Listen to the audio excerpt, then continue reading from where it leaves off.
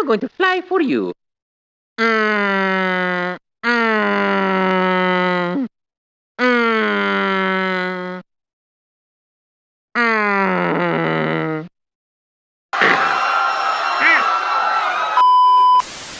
The Macy's Thanksgiving Day Parade is super iconic and fun, especially if you grew up in New York or got up early to watch it on TV instead.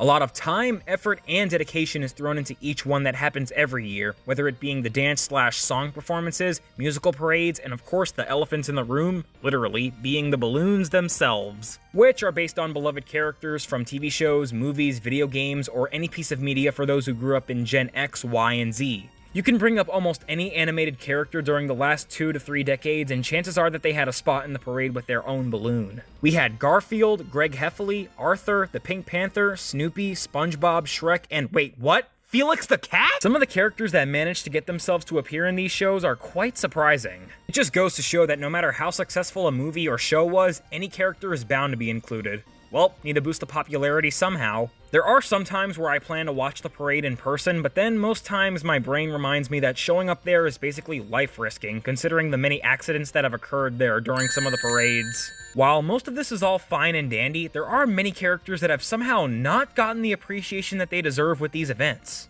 In fact, I can name off all the several said characters off the top of my head right now, actually. Mario, and either one of the MLP ponies. If you've been living under a rock and missed the parades, you'd think the one and only Mario, the gaming goat, would have a balloon. Shockingly, he didn't. Until now. The only gaming characters that have gotten their own balloons were Sonic the Hedgehog, Pikachu, Red, and frickin' Skylanders of all things. Sonic I sure as hell understand, mostly because he's my boy, and also because Sega likes to plaster his face on literally anything. So of course they wouldn't pass this up. But Pikachu? This Thundercat somehow caught their attention way more than Mario did? Come on, the man has been around for longer than a good majority of you watching this video, most likely. Like, are you really gonna sit there and tell me that the Pillsbury Doughboy is a lot more popular and iconic than the character that literally saved the gaming industry? But seriously, why did it take so long for Mario to star in the Macy's Parade alongside a lot of other characters? Well, same reason as to why he had his own ice cream bar just like Sonic, but for a limited time. I have no idea.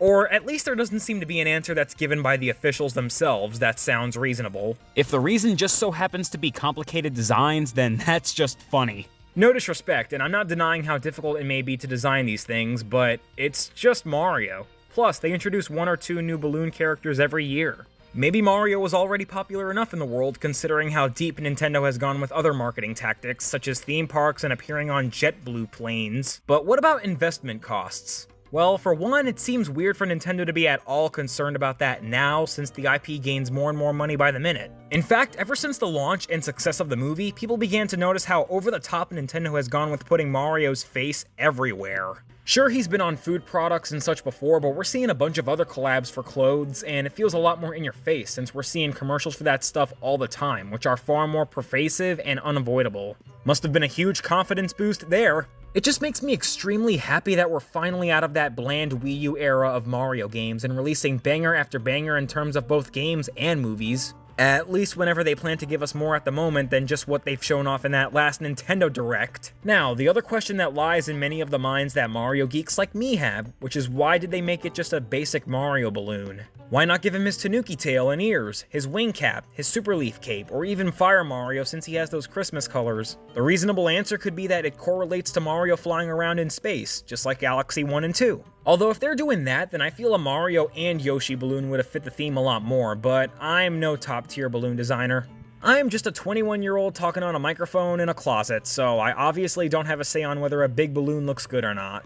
Either way, you don't have to worry about that here because they could have made the balloon not match Mario's design all that well, and I still would have accepted it because seeing him here puts the biggest smile on my face. Plus, I'm just being a goofball here. Anytime Nintendo gives support to 2 of some of the best games to ever be made in history immediately gets my approval.